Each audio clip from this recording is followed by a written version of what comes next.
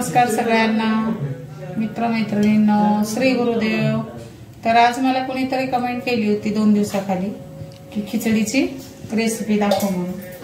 तर सगळ्यांना आज संकष्टी चतुर्थी आहे। संकष्टी चतुर्थीच्या खूप खूप खूप खूप शुभेच्छा आणि सगळ्यांचा दिवस खूप छान जाऊ आजचा। तर तुम्ही बघू शकता मी आता इथं खिचडी करत आहे। तर मी इथं तेल घेतलेलं आहे, कढईमध्ये जिरे घेतलेले टाकले आहेत आणि आता हे बटाटे खिसून घेतलेले आहेत साल वगैरे काढून। तर जिरे छान असे कडू द्यायचे आपल्याला। आणि हे जे बटाटे आहेत ते मी साल काढून धुवून घेतलेले आहेत स्वच्छ आणि आता याचं घट्ट असं पाणी काढून घ्यायचं।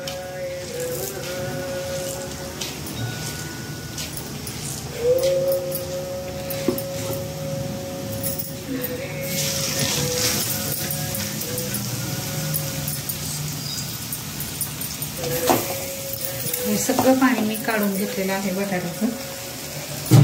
फ्राय करायचं तेव्हाच आपल्याला हिरवी मिरची पण याच्यामध्ये टाकून घ्यायची।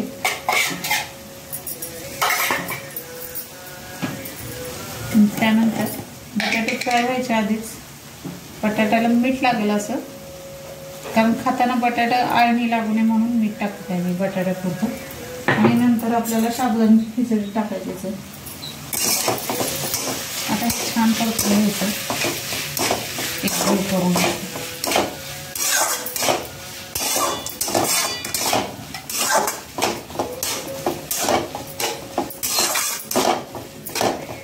तर आज देवपूजा वगैरे आहे, चतुर्थी आहे, त्यामुळं आज हळदीचं लेपन वगैरे काही नाही।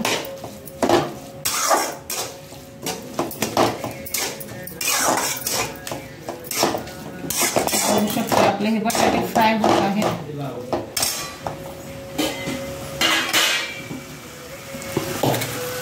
हा आहे साबुदाणा आपण रात्री भिजत टाकलेला। याच्यामध्ये आता आपल्याला जेवढं साबुदाणा आहे तेवढं मीठ टाकायचं आहे।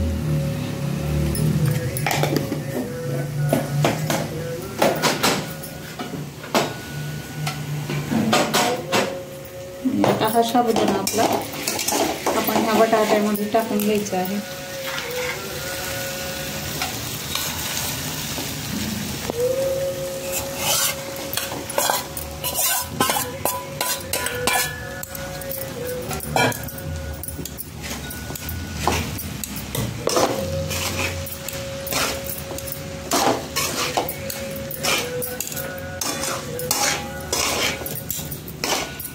तर टाकलेला आहे आपण साबुदाण्यामध्ये आणि हे बटाटे पण आता एक जीव करून घ्यायचे आहे। सगळं असं मिक्स करून घ्यायचं। खूप छान लागते ही बटाटे खिसून घातल्यानंतर खिचडी खूप छान लागते आणि खूप टेस्टी बनते। तर हल्ली आमच्याकडे अशीच बनवत आहे मी खिचडी। आणि आता हे शेंगदाण्याचं कूट टाकायचं। शेंगदाण्याचं कूट ऑप्शन, तुम्ही जेवढा साबुदाणा आहे तेवढा म्हणू शकत नाही मी, जेवढं पाहिजे तेवढं टाकू शकता। तर काही लोकांना कमी लागते साबुदाण्याचं कूट। आता माझी आई खूप कमी साबुदाणा म्हणजे खिचडी तर कमीच बनवते, खातच नाही ती, पित्त होतं म्हणून।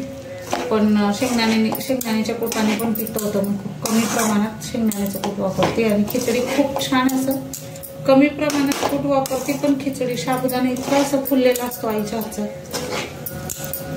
आईच्या हाताला चवच वेगळी असते। आईच्या हातचं काय खावं तेवढं कमीच असतं। आता हा आपला पण साबुदाणा छान फुलेल यासाठी आता आपण ह्याला झाकून ठेवायचं आहे 10 मिनिटासाठी। 10 ते 15 मिनिटं म्हटलं तरी चालेल, 10च मिनिटं शक्यतो। तर वाफ नाही गेली पाहिजे याची, छान असं ह्याला झाकून घ्यायचं। आता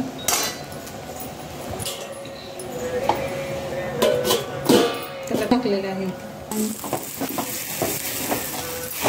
तर बघा मी आता हे झाकण काढलेलं आहे आणि मला स्वतःला शेंगदाण्याचं कूट खूप लागतंय। आता याच्यामध्ये शेंगदाण्याचं कूट थोडंसं कमी आहे। छान अशी खिचडी झाली आहे मऊसूत।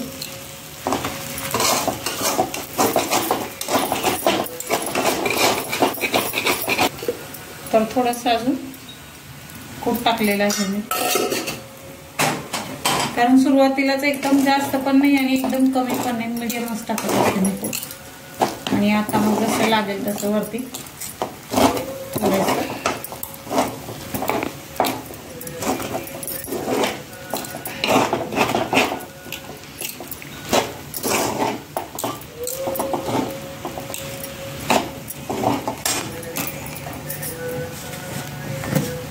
साबुदाणा खिचडी होत आलेली आहे. थोडंसं 1 चमच्यावर नकळत अशी साखर टाकलेली आहे.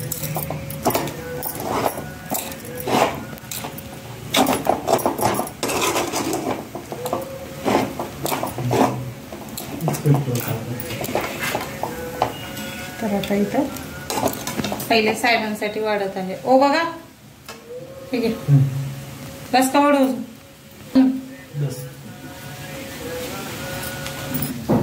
तर इथे आहे ना देवासाठी मी उष्टी व्हायच्या आधी काढली आहे. साहेब अजून खायला चालू करायचे तोपर्यंत देवासाठी साहेबांसाठी टिफिन भरायचं. मी असं चमचा वगैरे सगळं ठेवायचं.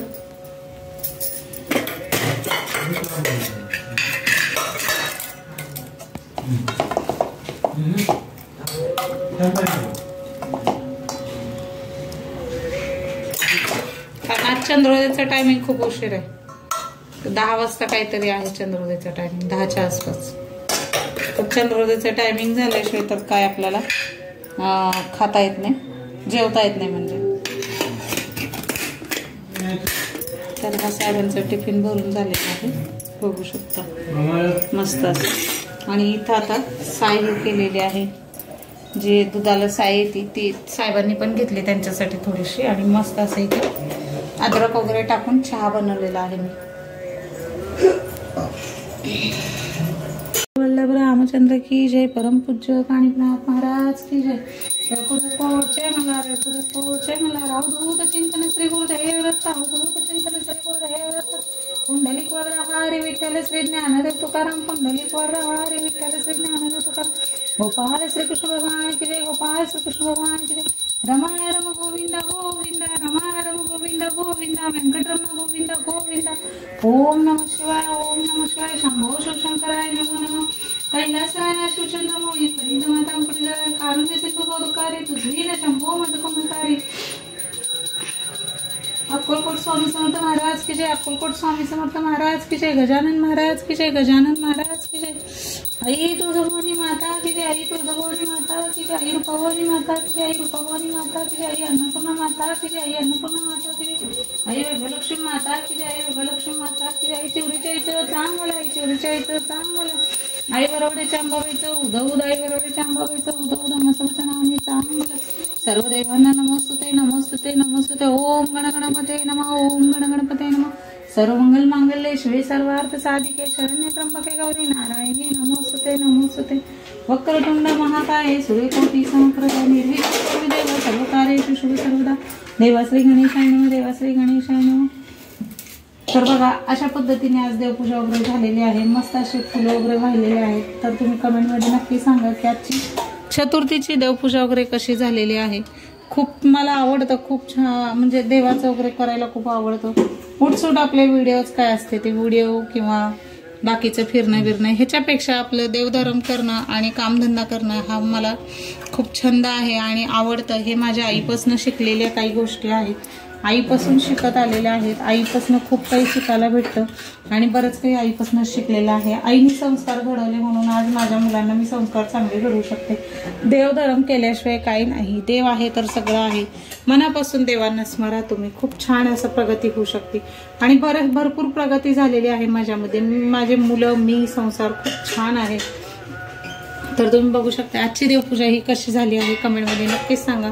मला मनापासून आवडतं देवधर्म करायला आणि खरंच मी देवधर्म करते म्हणून सुखीच आहे आणि ना करते म्हणून खूप सुखी आहे आणि खूप छान आहे. माझं प्रपंच खूप व्यवस्थित चाललेलं आहे. तर सगळ्यांना श्री गुरुदेव.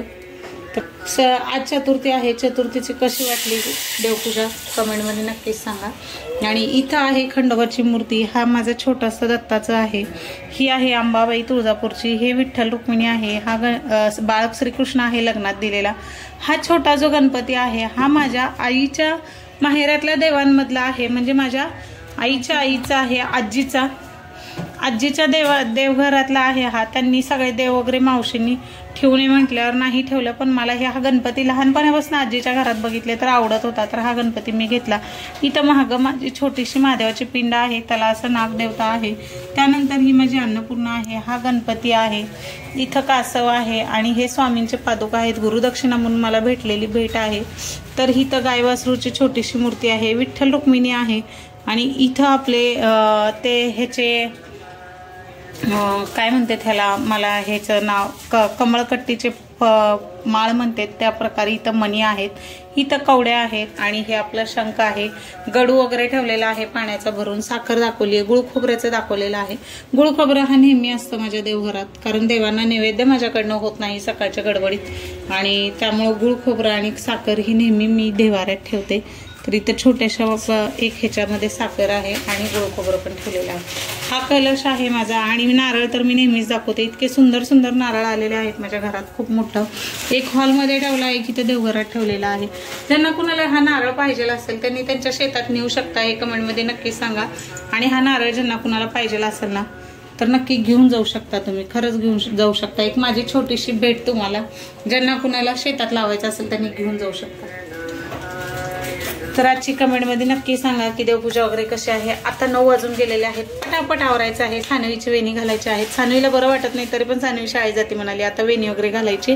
रांगोळी वगैरे राहिलेलं आहे, उंबऱ्याला रांगोळी वगैरे काढायची. आता ते सगळं सानवीकडे कॉन्ट्रॅक्ट आहे. आता सानवीची वेणी घालणार आणि मग मी तयार होणार.